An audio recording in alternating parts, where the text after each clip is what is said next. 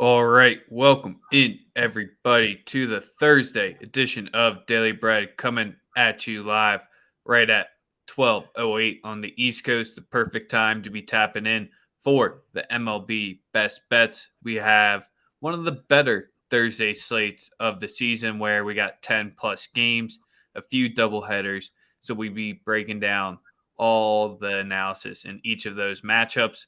Make sure to be dropping in the comments on YouTube with who you and TVOD be dropping your best bets, whatever you want to do. Make fun of Sosa's shirt because the Dodgers barely escaped past the Rockies last night.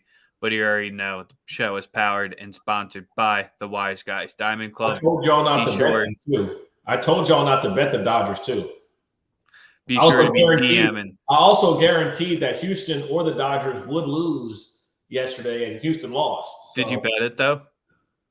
I'm not going to talk about that. But the show's powered by the Wise Guys Diamond Club. Be sure to be DMing them. The perfect time to be hopping in there for the best price. Shout out to all of you on Twitter.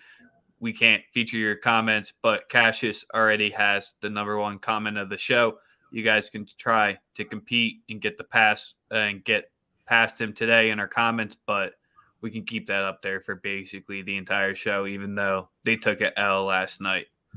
But Sosa, Thursday, 1-1 yesterday. The Twins roller coaster was more than a roller coaster, but the hungry dogs or the hungry cats and the Tigers came through. So we got a little bit over a half unit profit from my card. How did you do yesterday? I went 3-1. Good day. It was okay. Could have been better. Went 2-1 in the VIP. It was a good day. Another good day. Profit is profit. No matter what the number is, especially during baseball. That's why I keep it low volume. We have that conversation all the time. That's why we do that. Understanding that the markets change daily, and baseball is a motherfucker if you don't know what you're doing. You guys are going to see a lot of guys throughout the Twitterverse having rough weeks. That's just how baseball works. It's about netting a profit after the month or week or whatever the scale is that you're doing. If you're judging your results in baseball just off of the daily, you're going to be sorely disappointed because there are going to be losing days. That's just part of the game. It's a 162 game season. There is one thing that you're guaranteed to do when betting baseball is to lose. Hey, that's why we control it here. I've had 5 plays this week, 4 in the MLB, 1 in the MLS, and we're about up 2 units on the week. So you don't have to have 6 card days as well. Chat, be sure to be joining the chat next Thursday. Definitely get you a winner for your first MLB game. But Sosa, so happy we did not fade the robot, the best player in baseball last night, or in that game. Holy shit, Shohei, he got through the first inning where he gave up the run. Wasn't even an earned run. But then past that, glad we didn't go too contrarian on that one and we just trusted the man. We should have backed him, but holy shit, he was unreal. I think the first player for RBI, steal, and 10K since ever. I don't count stats before the 1940s. If you have something negative to say about Shohei Ohtani at this point, then best of luck. You're just a fucking weirdo. The dude is unbelievable. We told you he made us too much money on this show to fade him. There was no way I was going to fade him yesterday. Oh, don't you worry. I had it locked up in my book 3 or 4 times and then just never put the password in.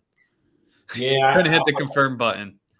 No way you could have got me to bet against him yesterday. I mean, the Marlins lineup, even though they can stack, they can stack a bunch of righties. They're not a great lineup.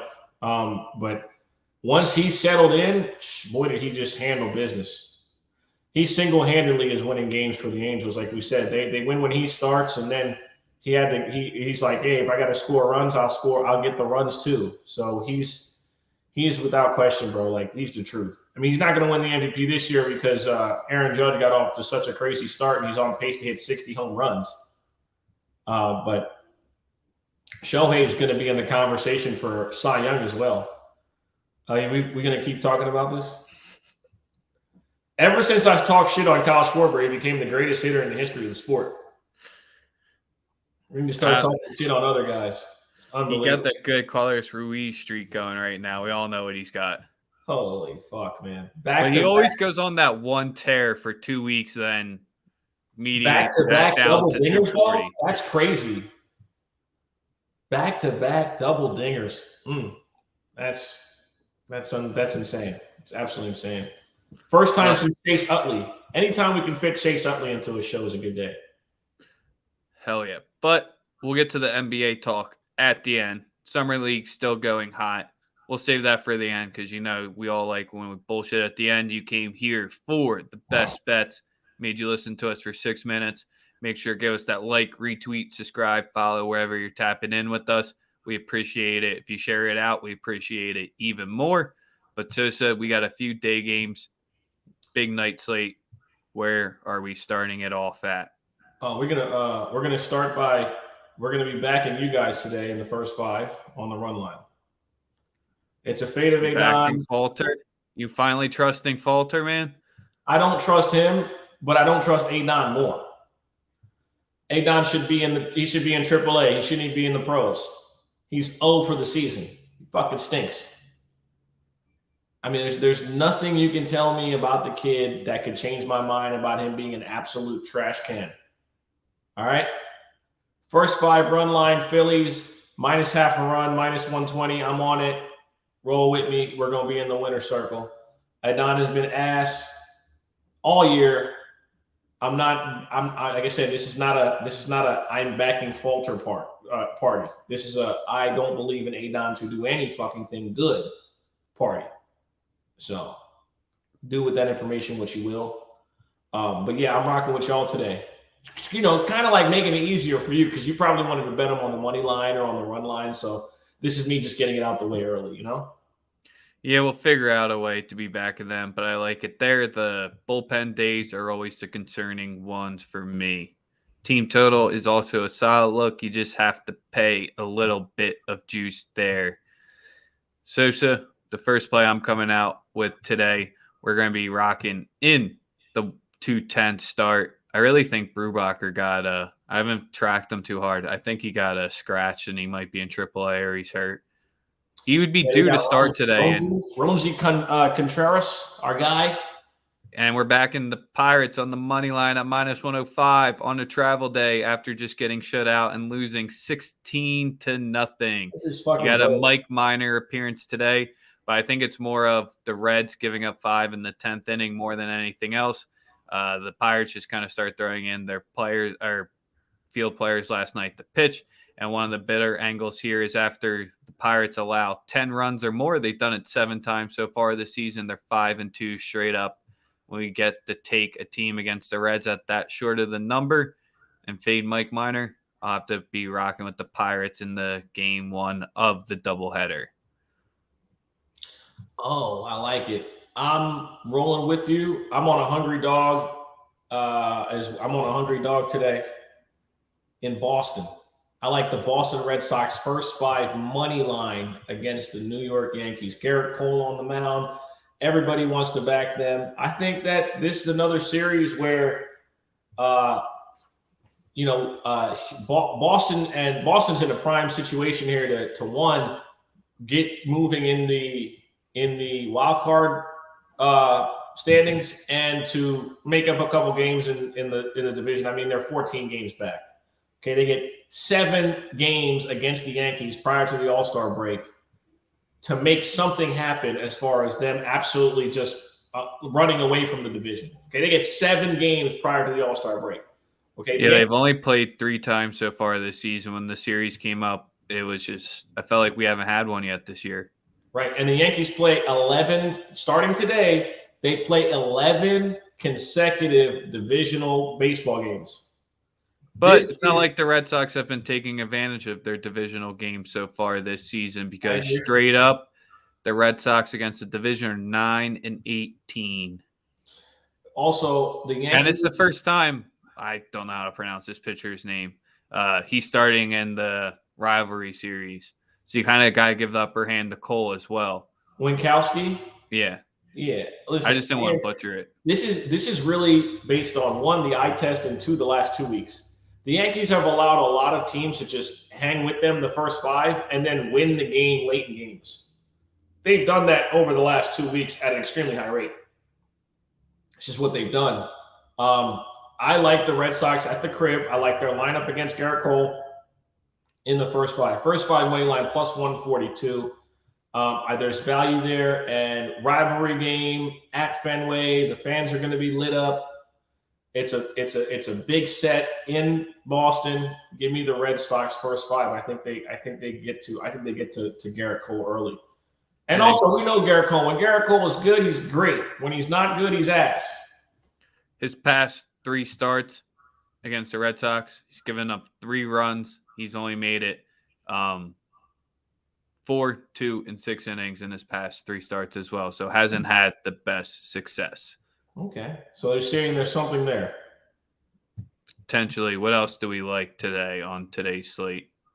We're going to run back John Birdie to get a stolen base. He didn't get one last night. He'll get one today. I think I'm just going to bet that every single day in our tournament until he starts to show otherwise. Obviously, Ohtani was great last night, but that don't let that distract you from the fact that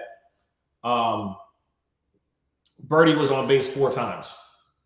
Just didn't get the opportunities to get the stolen base that we would have wanted. But the game is the game. We're going to run back Whit Merrifield as well. Whit Merrifield was on base 5 times last night, couldn't get us a stolen base, and that's okay. But we're running it back with him today at plus 600. If you're scared, go to church. It's not like a huge unit play, but I am on it. And then, like I said, we're gonna roll with John Birdie again with his stolen base. I believe it should be around less than plus 300. Last night we got a gift at plus 330, but it didn't hit. So. And today he is at plus 350. So John Birdie, Whit Merrifield, we're going to run that back again. Personally, I can't say no. And the only other play that I really did like was the St. Louis Cardinals first 5 team total under 2.5. Ooh. Strider's been great. The Cardinals' bats have not been. I'm not saying it hasn't. But see, now that number's dropped to 1.5, and I'm more inclined to not touch it. It was 2.5, now it's 1.5. Strider's just been really good, so it wouldn't necessarily be me fading anything. It's just I think Strider's, he's hitting his stride like that as a fan. So. I like the Braves, man. I think the Braves are just a bad matchup for St. Louis. It's pretty clear that they're just a bad matchup for them. Yeah, I think they get swept tonight. I think so. But my second play of the day, this is a tough one where I want to be backing the O's just because, as we were talking about earlier in the show, when Shohei's not on the mound and the Angels are on the road, it's a pretty good time. And you can get the O's who are on the 4-game winning streak on the money line at minus 109. And I would like to fade Silith, who has a 7.84 ERA over his past 3 starts. He's given up 2, 4, and 3 runs in the past 3. Hasn't made it to the 5th inning. And Jordan Lyles at home, 2.92 ERA. So I'm just going to take it easy and go with the O's on the money line at minus 109. But I can't talk you off the first 5 team total 2.5 at plus 115. Or the full game team total 4.5 at plus 110. When you're getting both of those at plus money numbers, it is solid. I'm just going to go with the full game money line here. Okay. Yeah, I'm going to go with the Baltimore Orioles minus 1 at plus 130, and the Baltimore Orioles at minus 1.5 at plus 170.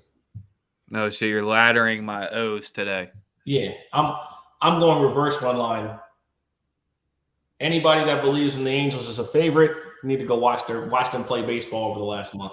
And hopefully since Shohei threw 100 pitches last night, they give him the day off. Hey, man. He usually doesn't get a day off after he pitches, but travel day, maybe. Hoping. Maybe Trout wants to take a day off too. Go to the Eagles training camp or OTAs or whatever, because that's all he likes to do in life. Whatever floats their boat. We got to get down to Camden Yards for a game. That park is solid. Camden Yards is lit. It's one of the top 10 venues in baseball.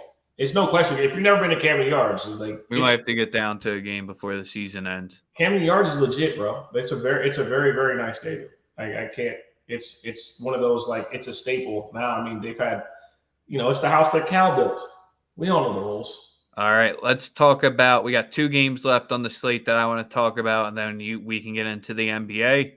Your 2 favorite teams, the Giants at the Padres. Give me your expert analysis here, because you can't be biased since both teams are your favorite. My expert analysis is that I in some capacity, I'm fading the Giants. They rallied last night against a bad Arizona team. I just think this is the Gabe Kapler wall. We saw him shy last year. I feel like the Giants have they've definitely regressed. The Padres are kind of regressing a bit, and then the Dodgers are turning it on. So it looks, it looks like the Dodgers are starting to separate themselves from the rest of the division. I think the Giants come out motivated. I think Webb has been solid. He's been arguably their most solid pitcher. Rodon has been hit or miss after his 6th or 7th start. He's been hit or miss. Webb's been pretty solid for them. But Musgrove's been one of the best pitchers in baseball for the most part. Yeah, that's why I have the 6.5 total sitting out there. And that's a little low. That's a little low for me. I like the Padres bats at home against. I think the Padres may wake up to that. It's a no play for me. But if I had to lean one way or the other, it would be. I would take San Diego, possibly on the first 5 run line or the run line in general. That I would lean towards San Diego. That's just me personally. Yeah, the -135 makes it a little bit rough to take it straight up. Maybe if you get a -130 in other shops, but when the Padres are playing with the day off, they're 5-2 overall. So that's where it's a solid spot. And the Gabe Kapler effect, maybe where the Giants are 0-5 on Thursdays. Very strange. One of the weirder stats. It means absolutely nothing, but for some reason they don't get up on Thursdays. But with the rest advantage, 6.5 when the pitchers are both up there in caliber. Kind of got to side with the home side here, but I can't make it official. And so we are teasing everyone for the last one here. We had Dan Sparks call it all the way out in the beginning. So let's pull up the lines. It's one of our fades. The Rockies are getting them again. You got the back-to-back effect or the recency effect, whatever you want to call it, with the Rockies going against Dallas Keuchel again tonight. And let's pull up their numbers because I always play the live ones here. First half team total 2.5 is -110. Full game is 4.5 -135. So we're going the first half. Team total 2.5 -110 up. We're gonna do the trifecta. I like the first 5 team total, the game team total, and I like the first 5 run line. The Colorado Rockies obliterate left-handed pitching, especially bad left-handed pitching. Home and away, they've been great against lefties. I like all 3 of them. First 5 full game, I think it's a trifecta spot for them offensively. Yeah, it's very rare when we do our 3. When you do the triple up, we've done it like 3 or 4 times last season. So glad it's making its first appearance back, and it's not on the Dodgers, so everyone can trust it. That's fucked up. That's fucked up. I like how you did that. I like that. That's not on the Dodgers, so we can trust it. That was cute. I like that, man. We betting on the Dodgers tonight too, though. Don't get it fucked up. We're betting on them too. That wasn't in the show's program for today. Huh? But just to bring up the numbers for one last time, the Rockies against lefties, they're 16-16 overall. The over 16-11, and they're averaging 5.4 runs per game when they average 4.5 overall. The only other spot where the Rockies are averaging more than 5 runs per game is when they play at home, because that's just cheating. So that's where against lefties, it doesn't matter. 5.4. Let's roll. All right. You said you wanted to talk about Chet. Yeah, it's funny to me because like we live in a microwave society where everybody wants to instantly react to what they see, like because it's easy and irresponsible as fuck to do so. Um, Now listen, after the first game, we all said that Chet was good. I think it's pretty clear that we see the skills there, but like, come on, y'all, like he still had a good game, double double in a summer league game. We on this show, I think this show more than any probably that I've seen on the internet, we're familiar with Kenny Lofton Jr. Like we know how good Kenny Lofton Jr. is as a skilled player. Like we've been following him since high school. Raw attack, baby. That's the thing that bothers me. It's like Team USA. Like he was on Team USA with Chet, so they literally were going against and practice against each other. And he was busting Chet's ass since he was 16. Like this thing. Like newsflash, we've seen this shit before. Motherfuckers just like to do this on the internet. It's all they like to do. It doesn't even make any fucking sense. They've played against each other a bunch of times. He's 285 fucking pounds. If Kenny Lofton Jr. weighed 250 pounds, he'd have been a top 20 pick. He's just fat. It's just more of where. Chet's biggest knock was he's not going to be strong in the post for the first 2 seasons. Well, no shit. He may never be strong in the post. But here's the difference between the NBA now and the NBA 20 years ago. NBA teams have stars that can't play a lick of fucking defense. So what do? They put people around them that can. Wait, so you're saying that Chet's career might look like Dirk's? No, that is not even remotely what I said. First off, Dirk is white, but he's European. Chet's just a bet. That's what I'm saying. Chet's going to be a Dirk 2.0 with the handles and everything like that, where it's not going to matter when you have that fadeaway jump shot and that versatility on offense. You put Tyson Chandler and all the defensive Sean Marion around them. He's going to accelerate and not be a defensive liability. I don't call nobody a Dirk Nowitzki 2.0, dog. Like, I'll be there and do it. He's Chet Holmgren 1.0, and he's going to be a star. It's just that everybody wants it to fit the narrative. He's only 190 pounds. He's going to get pushed around. How many fucking centers are in the league that even post up anymore? 7. Not even. 7. You're going to disrespect Isaiah Stewart like that? They just be doing that. Like, I don't get it, bro. Isaiah Stewart's number 7. Now, how many 7-footers going behind the back, hezzy tween, step back 3-pointer at 7'1"? Okay. All right. Because apparently there's like a lot of them. Like they're just growing on fucking trees. Like Kevin Durant. Again, you will never ever hear me compare Chet Holmgren to Kevin. You'll never see me compare. I'm not trying to do that. You're just asking who else is above 7 foot that can do it. He's not 7'1" though. Like y'all looking at the game, but you see, that's why I didn't do it, because it's dudes like that in the comments. Like I'm not gonna ever like. First of all, y'all know how I feel about Kevin Durant. Like there is no. No, I'm just fucking around. I'm just trying to poke the bear. There is no comp to Kevin Durant. Okay, Kevin Durant is a fucking alien. Trying to poke the bear. You know what I'm saying? So, yeah, that's a sensitive subject for me. When anybody tries to compare KD to anybody to KD, I mean, he's the best scorer we ever seen. I'll go to the grave saying that. I don't give a fuck what people think. I saw Michael Jordan play. I saw all these other guys play. Nobody did it better. Nobody scores the ball easier than Kevin Durant. Like if you think there's somebody else, or if you believe in Mike, or I don't give a fuck. Mike's my favorite player of all time. Don't nobody score the ball better than KD. Ever. The numbers support it. The statistics support it. He won 4 scoring titles before turning 25. Never needed more than 20 shots a game to do it. How can we even have that discussion or argument? We're not. I'm just trying to poke the bear. That's all I'm saying. They talking about Victor Wembanyama. I think Wembanyama is going to be really fucking good too. But you know what I'm saying? But that's the league. The thing is, Wembanyama's got a bigger base. His lower body's bigger. That's the thing about Chet. I think that's the thing that scares people, is that they see Chet and his frame does not look like it can carry weight.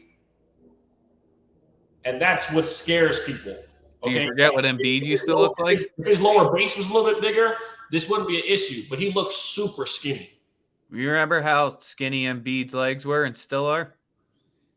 Yeah, but he still always had a bigger frame. Like he had a bigger. No, frame. he had the ability to build on it, but he had That's the toothpick calves at one point that were just terrifying. Chet looked malnourished. Like it's a little different, man. Like, yeah. I think he'll be fine. I think he's got a shooting guard skill set and a 7-foot body, and the game will eventually come around. I think he'll be just fucking fine. But Embiid really, like, we're not gonna compare Chet to anyone. He's one of one. He's Chet Holmgren.